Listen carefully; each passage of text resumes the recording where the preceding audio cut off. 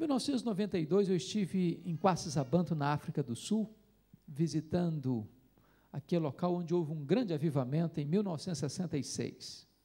E uma pessoa que nos acompanhava perguntou à esposa de um dos missionários daquela missão: você é submissa ao seu marido? A mulher deu uma resposta inteligentíssima. Ela respondeu assim: eu posso lhe garantir que meu marido me ama, mas se eu sou submissa a ele, essa pergunta não tem que ser feita a mim, tem que ser feita a ele. Eu achei magnífica a resposta. Então vamos mudar a minha pergunta.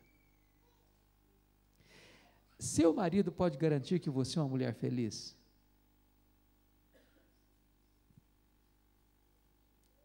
Sua mulher pode afirmar que você é um homem feliz? Lá em Provérbios 31, diz que os filhos da mulher virtuosa se levantavam e diziam assim: mamãe é uma mulher ditosa, mamãe é uma mulher feliz. Seus filhos podem dizer isso a seu respeito? Seus pais podem dizer isso a seu respeito? Seus colegas de escola, de trabalho, seus vizinhos, seus parentes, os membros da sua igreja podem dizer isso a seu respeito? Talvez a essas alturas você já esteja criando alguns mecanismos de defesa aí no seu coração. Talvez você possa até estar dizendo assim: o pastor está me fazendo essas perguntas porque não conhece a minha vida. Se eu contar a minha história, até pedra chora. Talvez você possa até argumentar: mas será que dá para ser feliz no mundo de hoje? E quando eu paro para pensar sobre isso, me lembro que Paulo escreveu essas palavras que lemos, não hospedado num hotel luxuoso em Roma. Ele escreveu essas palavras de uma prisão, algemado, no corredor da morte, na antessala do martírio, com o pé na sepultura, com a cabeça debaixo da espada de Roma. E ele escreve assim: alegrai-vos sempre no Senhor, outra vez digo, alegrai-vos. E ele nos ensina 3 verdades aqui. Primeiro, a alegria é imperativa, é uma ordem, é um mandamento, não é uma opção. Em outras palavras, você não tem o direito de ser uma pessoa triste, porque ser uma pessoa triste é um pecado de desobediência a uma ordem expressa de Deus. Isso porque o evangelho que um dia mudou a sua vida é boa nova de grande alegria. O reino de Deus que está dentro de você é alegria no Espírito Santo. O fruto do Espírito é alegria, e a ordem de Deus é alegrai-vos. Mas deixa eu lhe fazer uma pergunta. Paulo diz aí: alegrai-se quando mesmo? Sempre. Alegrai-vos sempre. Então eu vou fazer outra pergunta: você tem problema na sua vida? Ou só eu que tenho na minha? De vez em quando a grana fica curta também lá na sua casa, ou só na minha que fica? De vez em quando alguém fica doente na sua família também, ou só na minha que fica? Quando Paulo diz alegrai-vos sempre, o que ele está querendo dizer? Que a alegria do cristão não depende de circunstância. Estar alegre ou feliz quando está tudo bem, até o ateu consegue. O grande desafio é ser uma pessoa feliz a despeito das dificuldades da vida. Sabem por quê? Porque a alegria do cristão não é um sentimento, não é uma emoção. A alegria do cristão nem mesmo é uma circunstância. A alegria do cristão não é apenas ausência de coisas ruins, nem apenas presença de coisas boas. A alegria do cristão é uma pessoa, a alegria do cristão é Jesus. Por isso Paulo diz assim: alegrai-vos sempre no Senhor. Em outras palavras, se você tem Jesus, você é uma pessoa feliz. Se você não tem Jesus, você não é uma pessoa feliz. A alegria do cristão é imperativa, é ultra circunstancial e é cristocêntrica. Agora, você não precisa ser um psicólogo ou um grande entendedor da alma humana para descobrir uma coisa: nem todas as pessoas salvas em Cristo estão desfrutando desta alegria que Pedro chamou de indizível e cheia de glória. A pergunta é: por quê? O que está acontecendo? Há muitas pessoas crentes em Cristo que você olha para elas, parece que há uma aura de tristeza no seu semblante. O que está acontecendo? E eu não tenho dúvidas de que o que está acontecendo é o mesmo que aconteceu certa feita na vida de Davi e de seus homens, conforme relatado em 1 Samuel capítulo 30. Quando Davi chegou na cidade de Ziclag, onde estava instalada a sua família, a família de seus homens, diz a Bíblia que certa feita ele chega lá e vê a cidade ferida, queimada, espoliada, roubada, saqueada, e quando ele vê a cena ele chora muito, até não ter mais forças para chorar.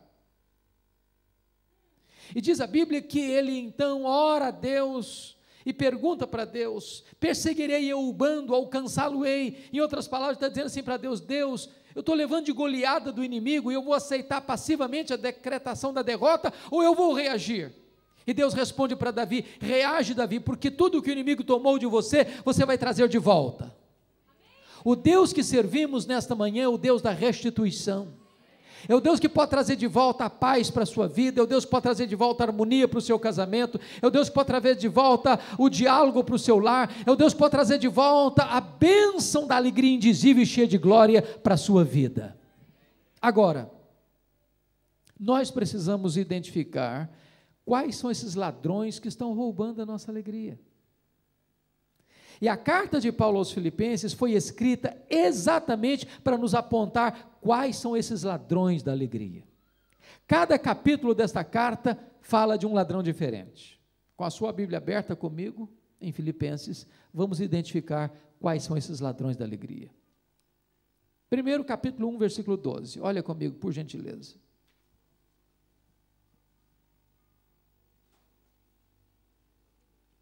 Paulo escreve assim: meus irmãos, eu quero cientificar-vos de que as coisas que me aconteceram têm antes contribuído para o progresso do Evangelho. Preste atenção, as coisas que me aconteceram, ou as coisas que me têm acontecido, são as circunstâncias da vida. E as circunstâncias são o primeiro ladrão da alegria. Sabe por quê? Porque as circunstâncias acontecem com você, querendo você ou não, gostando você ou não, planejando você ou não, sonhando você ou não. As circunstâncias acontecem à revelia da sua vontade, ao arrepio do seu querer. É um acidente grave, é uma doença súbita, é um divórcio doloroso, é uma perda financeira radical, é um luto traumático, é um divórcio amargo, é uma traição dolorosa, é uma situação que você não contava, você não esperava, mas de repente acontece e transtorna a sua vida e põe a sua vida de ponta cabeça. Circunstâncias. Pense comigo, por exemplo, naquele pai e naquela mãe que cria uma menina com todo o desvelo. E agora esse pai e essa mãe levam essa moça ao altar no dia do casamento, esperando que ela vai construir a sua felicidade. Para descobrir logo em seguida que este homem é um homem rude, é um homem violento, é um homem infiel, que vai transformar a vida dessa menina num pesadelo. E aquele casamento construído para ser um projeto de felicidade, transforma-se num projeto de dor, de lágrimas, de frustração, e esse casamento vai terminar arruinado, machucado e ferido nas barras de um tribunal por um doloroso divórcio. Se você não tomar cuidado, isso leva embora a sua alegria. Pensa comigo num pai e numa mãe que cria um rapaz, um menino com todo amor e todo zelo, e ele vai se transformar num adolescente rebelde, ingrato, que vai se mergulhar nas sombras espessas do vício e vai transformar a vida desses pais num verdadeiro pesadelo. Se você não tomar cuidado, isso leva embora a sua alegria. Imagine você indo a um médico por um exame de rotina e descobre que está com uma doença grave, talvez incurável. Se você não tomar cuidado, isso leva embora a sua alegria.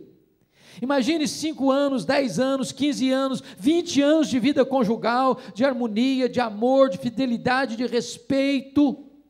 De repente, uma traição, uma punhalada nas costas, uma dor cruel, uma frustração avassaladora, um divórcio amargo. Se você não tomar cuidado, isso leva embora a sua alegria.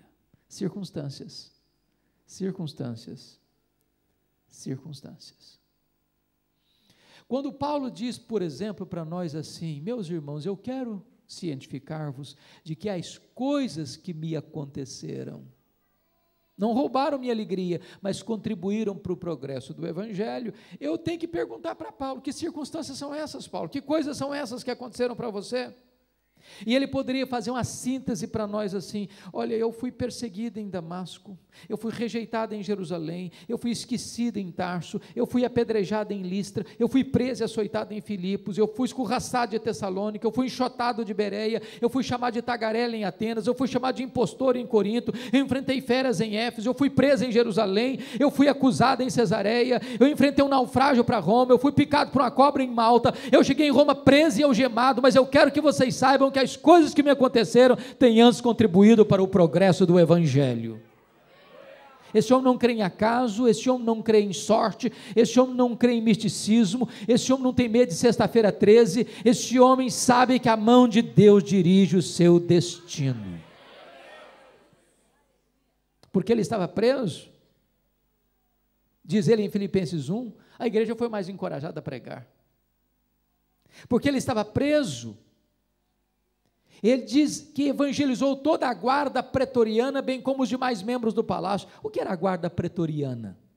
Era a guarda de elite do imperador, era a guarda de escol do palácio, eram 16 mil soldados que transitavam livremente pelos corredores do palácio, gente que tinha influência política no império. E o que aconteceu? Paulo ficou 2 anos preso nessa primeira prisão em Roma, e durante 3 turnos por dia um soldado algemado a Paulo. O que Paulo fazia? Evangelho neles, evangelho neles, evangelho neles, evangelho neles. Depois de 2 anos, toda a guarda pretoriana estava evangelizada e os membros do palácio também. É por isso que Paulo escreve Filipenses 4:22, dizendo: os santos vos saúdam, especialmente os da casa de César. Nero não sabia de uma coisa, mas Deus o havia constituído como presidente das missões estrangeiras do império, que mandara para dentro do palácio o maior missionário da igreja e colocara diante dele o seu auditório. Porque Paulo estava preso, ele não podia visitar as igrejas. O que ele fez? Começou a escrever cartas. Efésios, Filipenses, Colossenses, Filemon, as cartas da primeira prisão. Talvez quando você olha para a sua vida, parece que a sua vida está de ponta cabeça. Na verdade, a mão de Deus que dirige o seu destino. Olhe para a vida na perspectiva da soberania de Deus, para que as circunstâncias não roubem a sua alegria. Nós cremos e afirmamos, sabemos isso, todas as coisas cooperam para o bem daqueles que amam a Deus, daqueles que são chamados segundo o seu propósito. Nem um fio de cabelo da sua cabeça pode ser tocado, sem que Deus saiba, sem que Deus permita, sem que Deus tenha um propósito. Vamos ao segundo ladrão? Confira comigo o capítulo 2, versículos 3 a 5. Paulo diz assim: nada façais por partidarismo ou vanglória, mas por humildade, considerando cada um o outro superior a si mesmo. Não tenha em vista o que é propriamente seu, senão também cada qual o que é dos outros. Tende em vós o mesmo sentimento que houve também em Cristo Jesus. O segundo ladrão da alegria são as pessoas. E eu preciso lhe dizer que nós sofremos mais por causa de gente do que por causa de coisas. Nós choramos mais por causa de gente do que por causa de circunstâncias. Sabem por quê? Porque as pessoas nos decepcionam, e nós decepcionamos as pessoas.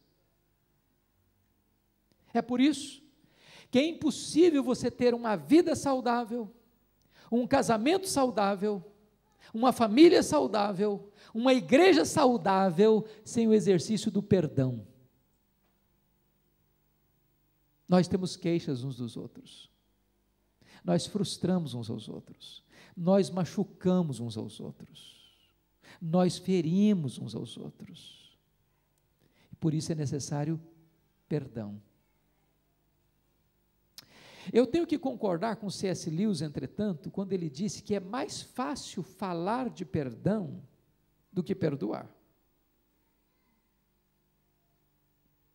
Pregar um sermão sobre perdão não é difícil. Mas perdoar quem machuca você é um desafio. Amar todo mundo é simples. Como disse certo escritor, eu amo a humanidade, o que eu não tolero são as pessoas. Amar a igreja é fácil, o desafio é amar aquele irmão que pisa no seu pé.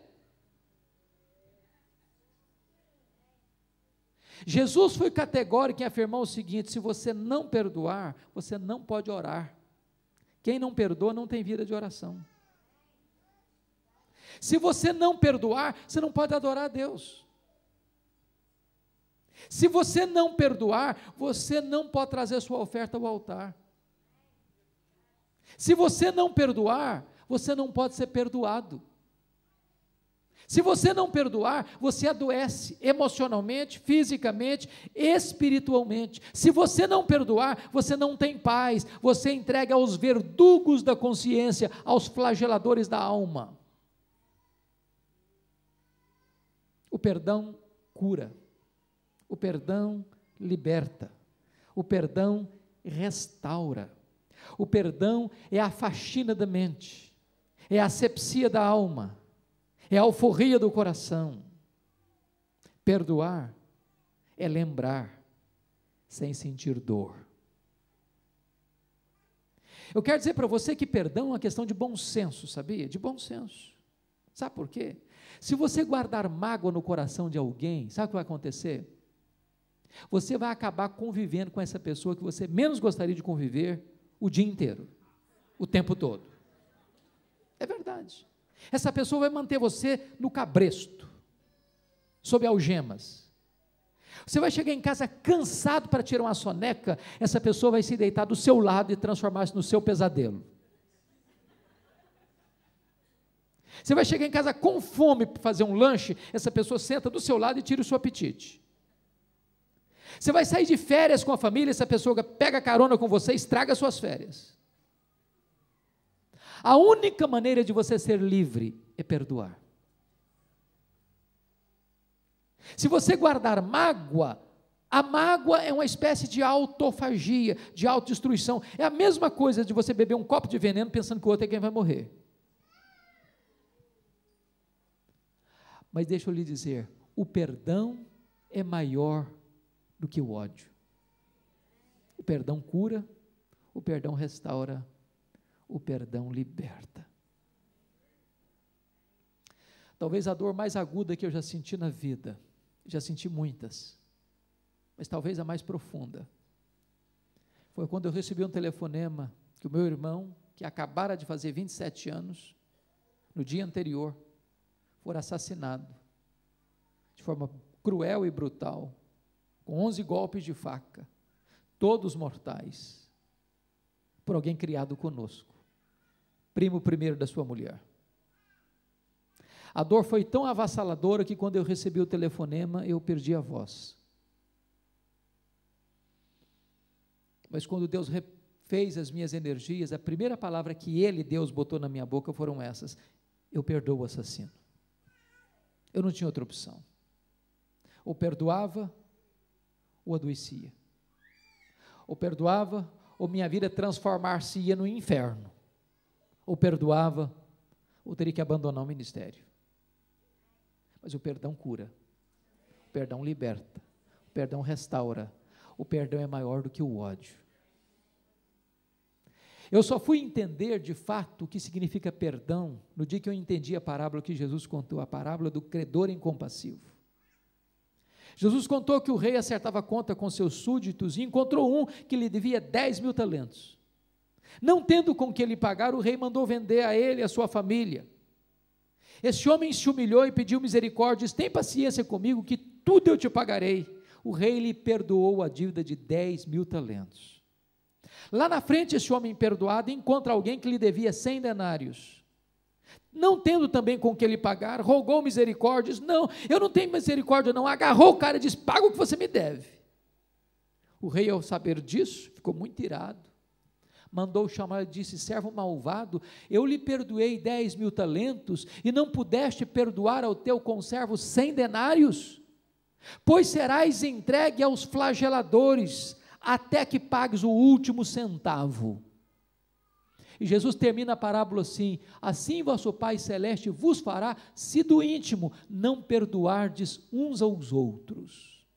A parábola terminou, e eu não entendi quase nada. Quase nada. Sabe por que eu não entendi quase nada? Eu não sei quanto vale 10.000 talentos, nem sei quanto vale 100 denários, ficou dito pelo não dito, não entendi o que Jesus quis dizer. Deixa eu explicar uma coisa para você. Jesus contou mais do que uma parábola, Jesus contou uma hipérbole. Sabe por quê? Nenhum judeu podia dever no primeiro século 10.000 talentos. O que são 10.000 talentos? Um talento são 35 quilos de ouro. 10.000 talentos são 350.000 quilos de ouro. São 10 caminhões truques lotados de barra de ouro. Para você ter uma ideia, todos os impostos da Pérea, Judeia, Galileia, Samaria, durante um ano eram 800 talentos. 10.000 talentos eram todos os impostos da nação durante 13 anos. Naquela época, o salário de um trabalhador era 1 denário por dia. Para um homem ajuntar 10.000 talentos ganhando 1 denário por dia, ele teria que trabalhar 150.000 anos. Portanto, quando aquele homem disse: tem paciência comigo que tudo eu te pagarei, estava fazendo uma promessa que jamais poderia cumprir. Pois esse é o tamanho da dívida que você e eu temos com Deus. E Deus nos-la perdoou completamente. Louvado seja o seu nome. Só que lá na frente, esse homem perdoado encontra alguém que lhe deve 100 denários. O que são 100 denários? 100 dias de serviço. Um homem que acabara de receber um perdão de 150.000 anos, não libera perdão de 3 meses e 10 dias. Sabe qual é a proporção de 10.000 talentos para 100 denários? 10.000 talentos são 600.000 vezes mais do que 100 denários. Em outras palavras, alguém que tinha recebido um perdão 600.000 vezes maior, não consegue liberar um perdão 600.000 vezes menor. Sabe o que Jesus quis nos ensinar com essa parábola? Você nunca pode dizer para alguém: eu não perdoo fulano, eu não perdoo Beltrano, porque fui muito humilhado, muito machucado, muito ferido. A Bíblia nos ensina que você e eu devemos perdoar, assim como Deus em Cristo nos perdoou. Como é que Deus nos perdoou? Deus perdoa os nossos pecados e deles não mais se lembra. Talvez você diga assim: ah, pastor, então eu estou encrencado. Eu estou encrencado. Porque perdoar até que eu perdoo, mas esquecer eu não consigo. Você não esquece? Não mesmo? Bendito seja Deus. Isso significa que você não tem amnésia. E eu quero dizer uma coisa boa para você nesta manhã: Deus também não tem amnésia. Deus não se esquece. O que a Bíblia quer dizer então que Deus perdoa e esquece? De jeito nenhum a Bíblia quer dizer que Deus tem amnésia. O que a Bíblia quer dizer então? Quer dizer o seguinte: que Deus nunca mais joga no seu rosto um pecado que Ele já perdoou você. Deus nunca mais cobra de você uma dívida que Ele já perdoou você. Isso é esquecer. Então eu vou lhe definir de novo: perdoar é lembrar sem sentir dor. Se você me perguntar se eu me lembro do assassinato do meu irmão, quase todos os dias, mas eu não cobro mais essa dívida. Perdoar é lembrar sem sentir dor. Talvez alguns de vocês aqui vão precisar fazer uma viagem, quem sabe um telefonema, talvez mandar um e-mail, talvez fazer uma visita, mas em nome de Jesus não guarde mágoa, não fique com pendências, tome a decisão de perdoar. O que eu acho interessante é que a igreja de Filipos era uma igreja magnífica, portão para fora, era uma igreja missionária, Ajudou Paulo em Tessalônica, ajudou Paulo em Corinto, ajudou Paulo em Roma, ajudou os pobres da Judéia, mas portão para dentro aquela igreja era um problema. Até as irmãs na igreja tinham um problema. Capítulo 4, versículo 2, Paulo diz: rogo a Evódia, rogo a Sintique, pensem em concordamento no Senhor. No dia que a Sintique liderava o bazar da igreja, a Evódia não aparecia lá. No dia que a Evódia estava dirigindo o louvor, a Sintique não ia na igreja. Tinha gente na igreja trabalhando, desde que o grupinho aparecesse, partidarismo. Tinha gente que trabalhava na igreja, desde que ele aparecesse, vanglória. Tinha gente que só pensava nele mesmo. Paulo diz: não, pensa no que é do outro também. Tinha gente lá que dava azia em copo de bicarbonato. Paulo diz assim, tinha gente dizendo: Paulo, você não está aqui, Paulo, para ver o que está acontecendo. Não dá para conviver com esse tipo de gente. Aí Paulo diz assim: tende em vós o mesmo sentimento que houve também em Cristo Jesus. Porque mesmo sendo cuspido, zombado, humilhado e pregado na cruz, Jesus Cristo ainda orava dizendo: Pai, perdoa-lhes, porque não sabem o que fazem. Se você não tomar a atitude de perdoar, de espremer todo o pus da ferida, se você não tomar a decisão de se livrar da mágoa, do ressentimento, você não terá plenitude de vida. As pessoas roubarão a sua alegria. Estava pregando em São Paulo há poucos dias, e eu pregava sobre perdão naquela noite. Uma mulher de seus 50 e poucos anos se aproxima de mim chorando, e olhou nos meus olhos e disse: Pastor Hernandes, levantou a blusa da manga, a manga da blusa. Está vendo essa cicatriz aqui, pastor? Eu falei: estou vendo. Fui esfaqueada pela minha mãe. Eu odiei a minha mãe 50 anos. Eu era criança. 50 anos. Quantas pessoas magoadas, que foram abusadas na infância, nunca se libertaram. Quantas pessoas magoadas, porque foram humilhadas pelos pais, nunca os perdoaram. Quantas pessoas magoadas, porque foram machucadas pelo cônjuge, nunca os perdoou. Quantas pessoas que carregam esta bagagem extra da mágoa, do ressentimento, que precisam ser libertas, precisam ser curadas, precisam ser tratadas pelo óleo de Deus. Tome a decisão de perdoar em nome de Jesus. Fique livre, fique livre. Vamos ao terceiro ladrão? Capítulo 3, verso 19. Capítulo 3, versículo 19. O destino deles é a perdição.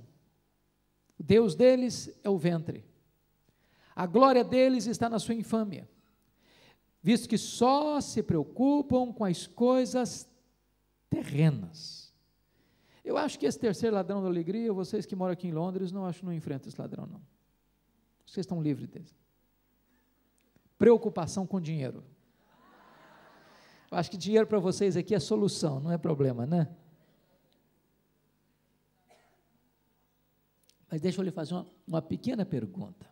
Alguma vez você já discutiu com a sua mulher por causa de dinheiro? Não, acho que vocês são muito crentes para isso, não é verdade?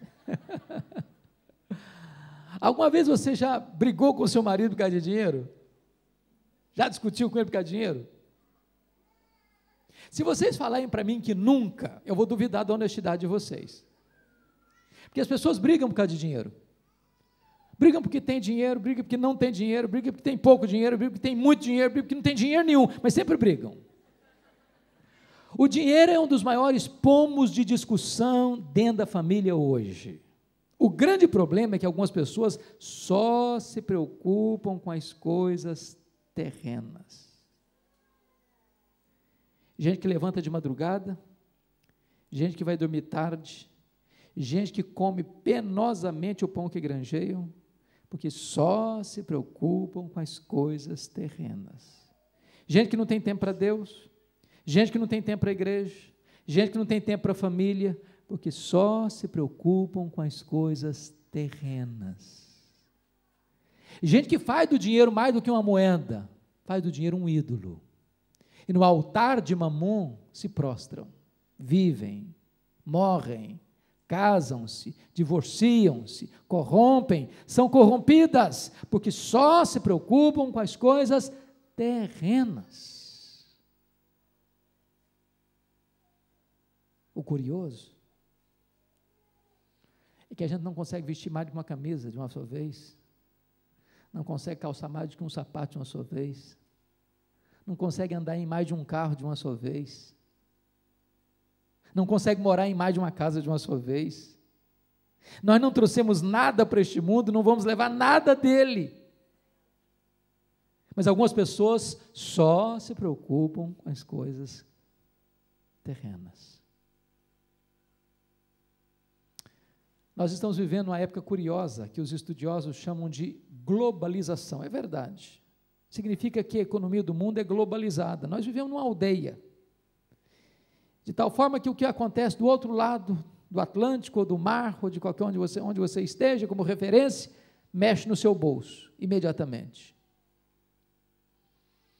Nesse tempo globalizado, Tom Cine disse que mais de 50% da riqueza do planeta está nas mãos de pouco mais de 100 empresas particulares. Por exemplo, antes dessa crise econômica que atingiu a América e atingiu a Europa, a Toyota era mais rica do que a África do Sul, a GM era mais rica do que a Noruega, e o Walmart mais rico do que 151 países.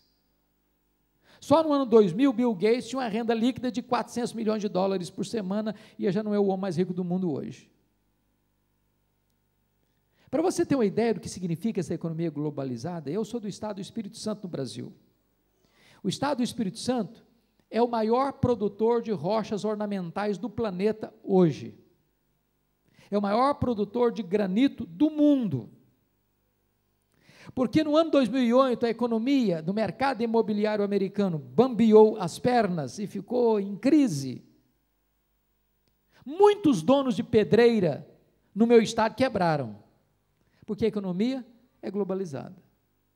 E nessa economia globalizada, as empresas querem mais do seu tempo e mais do seu dinheiro. Se você não tem tempo para você, para sua família, para Deus, se a sua vida emocional se arrebenta, não importa, desde que essa máquina continue girando. E para que isso aconteça, você tem que entrar no consumismo, então você tem que consumir mais mesmo. E deixa eu lhes dar um dado interessante. Na década de 50,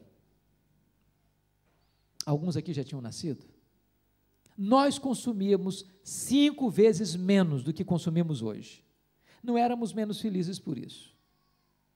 Na década de 70, 70% das famílias dependiam apenas de uma renda para manter toda a família. Hoje, mais de 70% das famílias dependem de 2 rendas para manter o mesmo padrão. Em outras palavras, o luxo do ontem tornou-se necessidade do hoje. Eu já vi coisas muito curiosas. Eu já vi uma criança que não sabe falar papai e mamãe ainda ganhar um telefone celular. Você já visitou quarto de criança de gente de classe média? Já visitou? Hoje, gente, tem prateleira do teto ao chão. Você dá um brinquedo para uma criança hoje, ela brinca longas 2 horas, encosta no canto, é sucata, e quer outro, e se você não der, ela entra em crise emocional, tem que levar para o psicólogo. Eu tenho um amigo que tem 3 mulheres, obviamente a esposa e 2 filhas, não pensem mal do meu amigo, por favor. Num dia de casamento, elas disseram para ele, temos que comprar sapatos novos. Quem duvida disso, gente? Está além de qualquer suspeita isso aí. Dia de casamento é top to bottom, tudo novinho, não é verdade? Porque o sapato tem que combinar com a bolsa tem que combinar com o vestido tem que combinar com o arranjo do cabelo, e aí por vai. Mas antes de ir para a loja, ele disse o seguinte, vamos dar uma olhadinha no que nós já temos? Abriu o armário e contou 151 pares de sapatos. Tinha que comprar mais. Como é que você chama isso? Consumismo, sapataria, né? Consumismo, e eu vou lhe dar uma definição de consumismo então. Consumismo é quando você compra o que você não precisa, com dinheiro que você não tem, para influenciar as pessoas que você não conhece.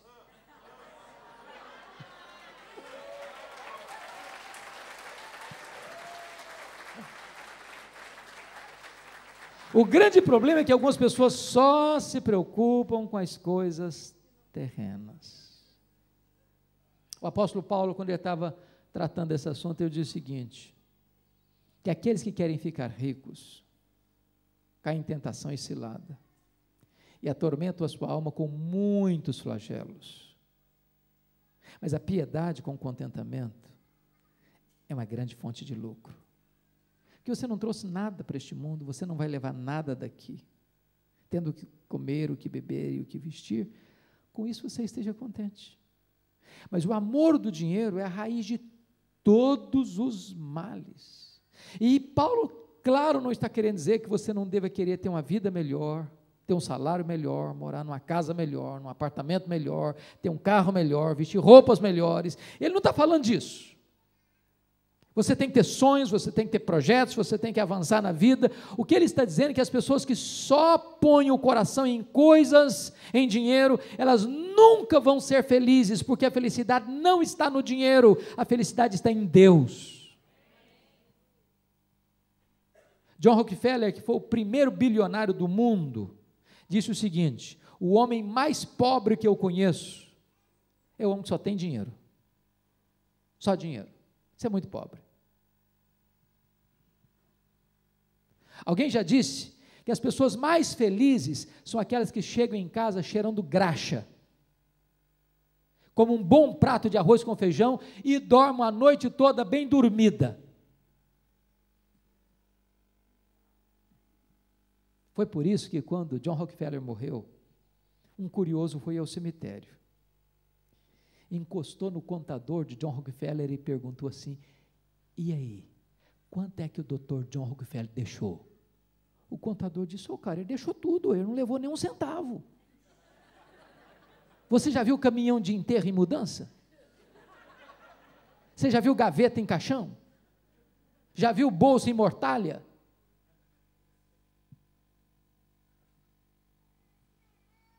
Jesus Cristo disse assim: ajunte para você tesouros lá no céu, onde nem a ferrugem, nem a traça, nem os ladrões podem tomar de você. Não ponha o seu coração em coisas, não ponha o seu coração em dinheiro, porque se você botar o seu coração em coisas, em dinheiro, você nunca de fato vai ser feliz, porque lá não está a felicidade está em conhecer a Deus. A sua pátria não está aqui, sua pátria está nos céus, onde Cristo vive. Vamos ao último ladrão? Capítulo 4, por favor, versículos 6 e 7.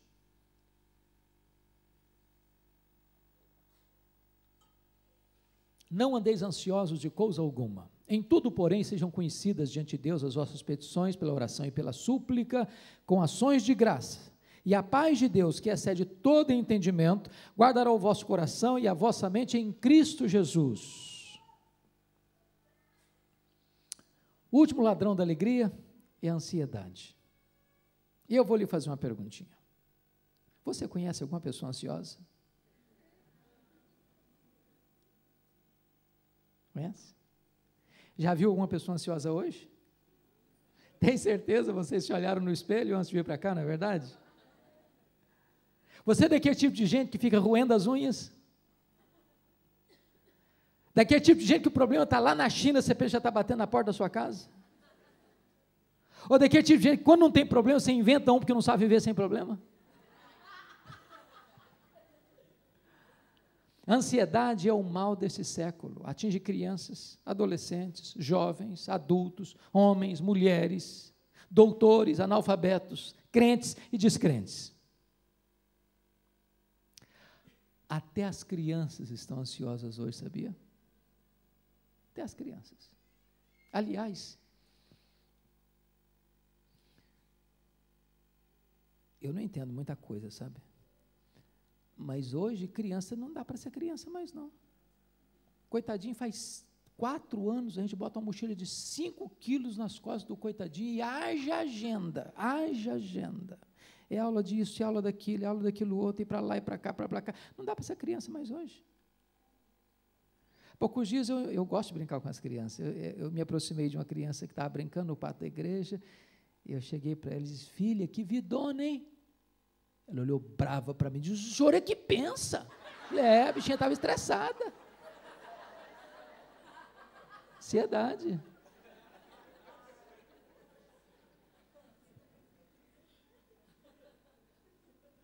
Aqui eu sei que vocês são mais controlados nessa questão de televisão, mas lá no Brasil, se você tiver a coragem de assistir todos os desenhos da televisão brasileira, eu te garanto que você não dorme de noite com a luz apagada.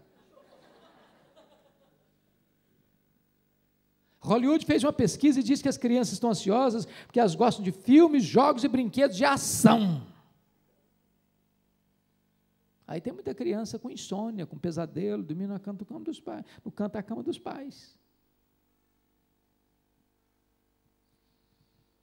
Sabe o que significa a palavra ansiedade no grego? A palavra ansiedade significa duas coisas: ou rasgar, puxando para direções opostas, ou significa estrangulamento, apertar o pescoço, sufocar, tirar o oxigênio. Tem muita gente assim. E aí Jesus vai dizer para nós que a ansiedade, em primeiro lugar, ela é inútil. Isso porque, por mais ansioso que você esteja, você não pode acrescentar um côvado à sua existência. Em outras palavras, você não pode prolongar a sua vida nem 45 centímetros a mais do que ela tem.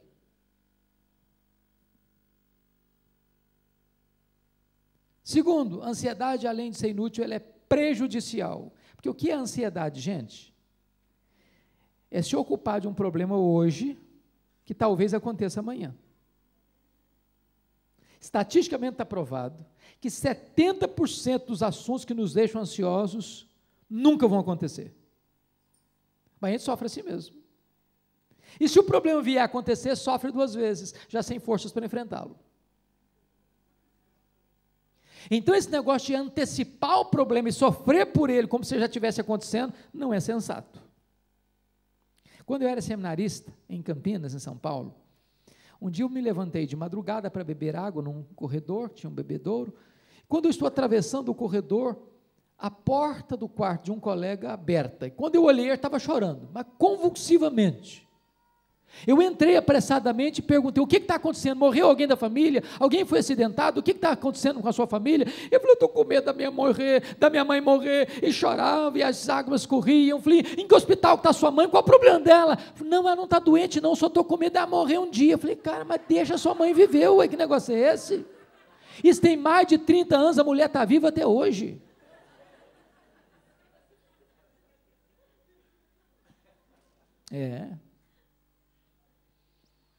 Mas em terceiro lugar, a ansiedade não é apenas inútil e prejudicial, não. A ansiedade é sinônimo de incredulidade. Jesus Cristo disse: os gentios que não conhecem a Deus é que se preocupam com todas essas coisas, que comeremos, que beberemos, com que nos vestiremos, mas vós deveis buscar em primeiro lugar o reino de Deus e a sua justiça, e as demais coisas vos serão acrescentadas.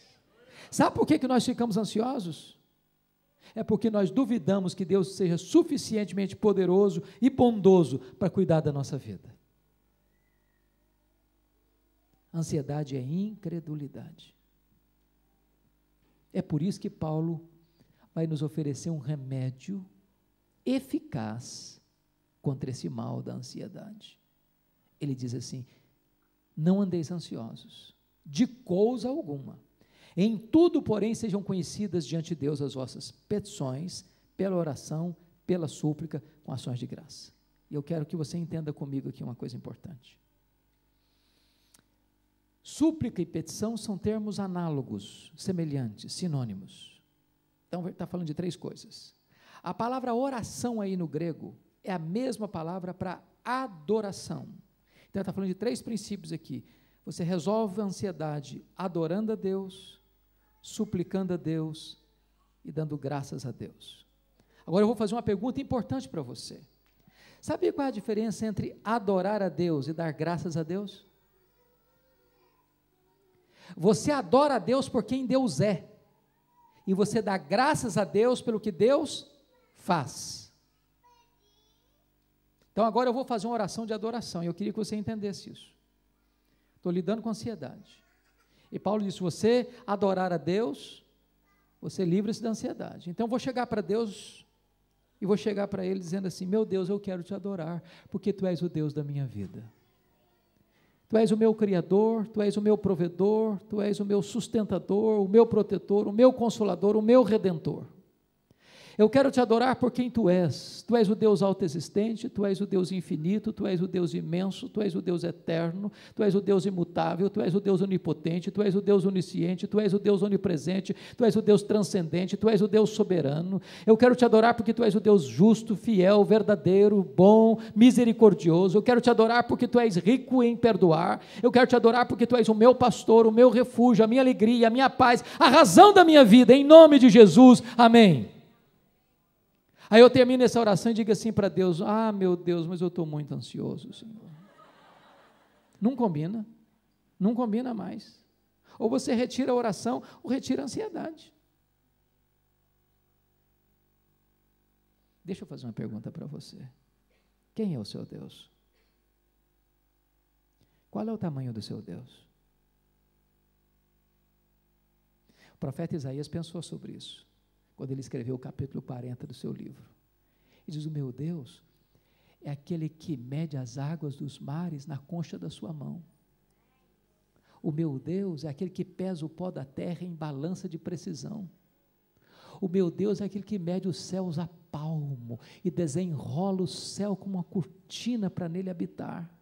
O meu Deus é aquele que espalha as estrelas no firmamento e por ser grande em força e forte em poder, nenhuma delas vem a faltar quando Ele as chama pelo nome.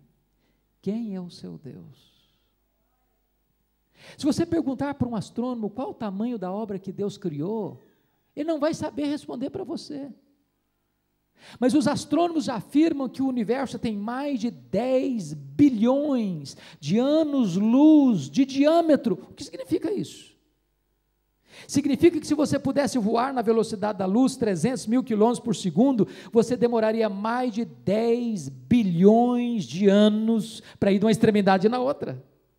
O seu Deus é maior do que tudo isso, o seu Deus criou tudo isso, o seu Deus é o seu Pai, e Ele está dizendo, não andeis ansiosos de coisa alguma. Se você perguntar para um astrônomo, quantas estrelas existem? Ele não vai saber te responder.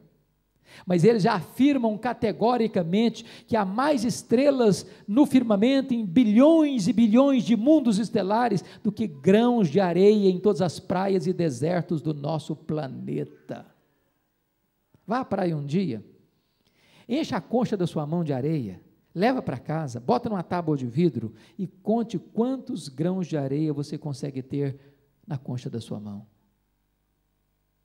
Há mais estrelas no universo do que grãos de areia em todas as praias e desertos do nosso planeta.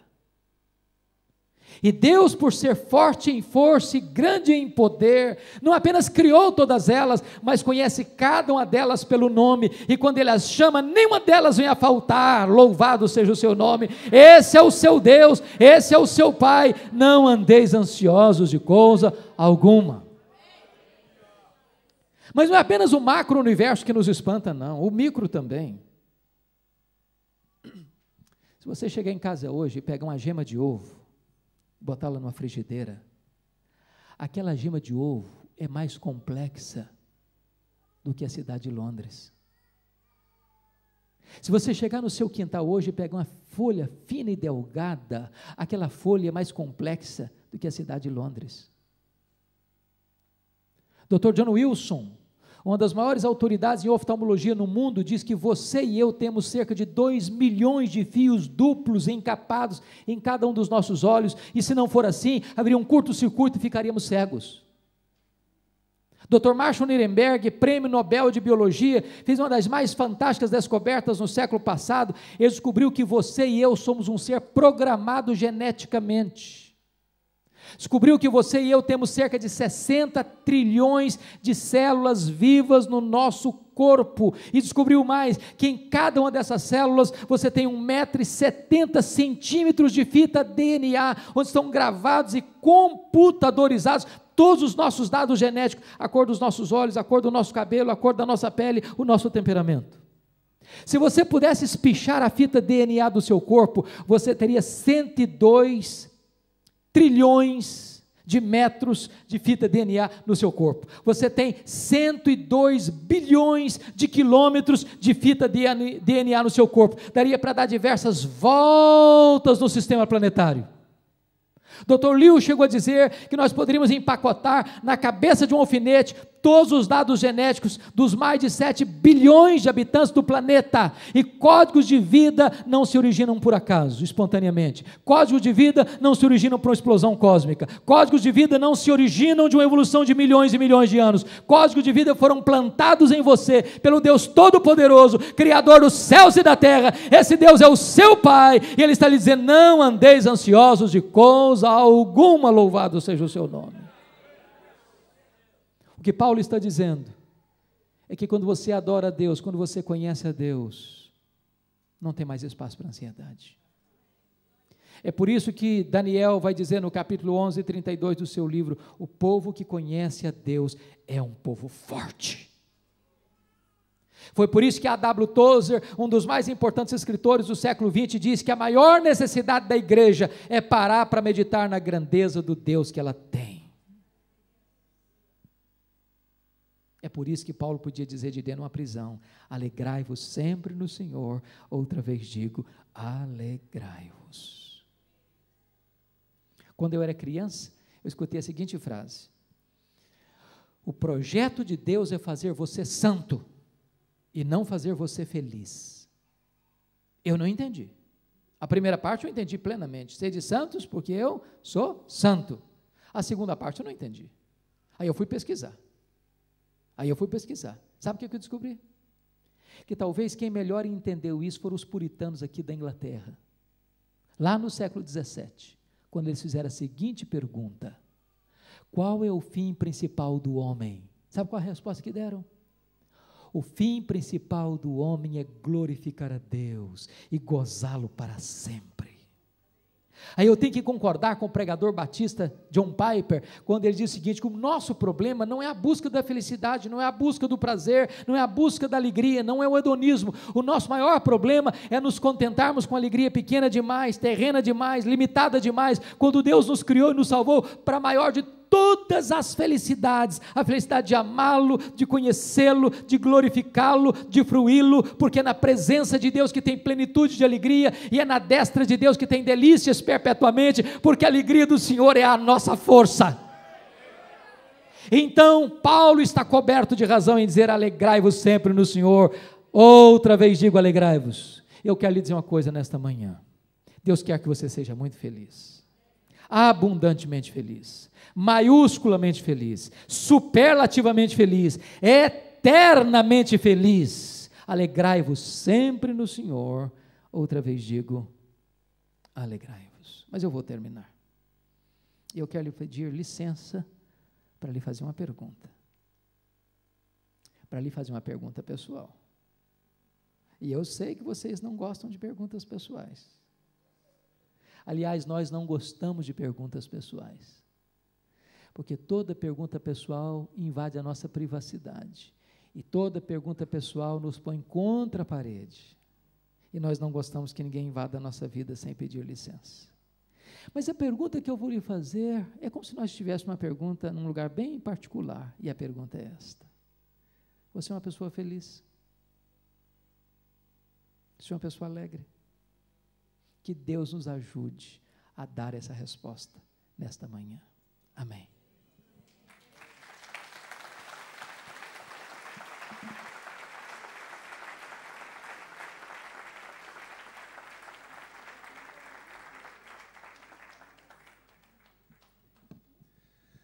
Esteja em pé, por favor.